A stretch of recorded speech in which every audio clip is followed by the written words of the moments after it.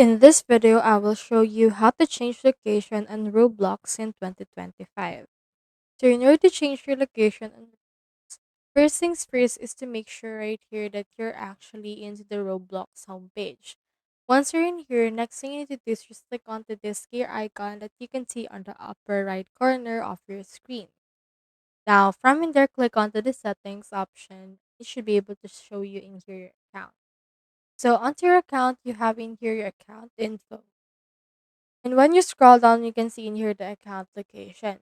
So this account location is actually determined from when you actually signed up from to this particular account and what country that is.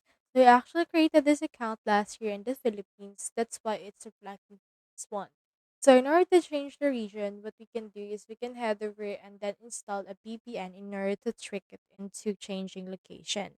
So for this one, head over and search in here for VPN. We have in here Proton VPN, Turbo. We also have NordVPN as well as Express VPN. Get the subscription and you should be able to change it. Another option to actually change it is to head over and click on the settings icon. Then go over to the help and safety. And then after that, just head over to your help center.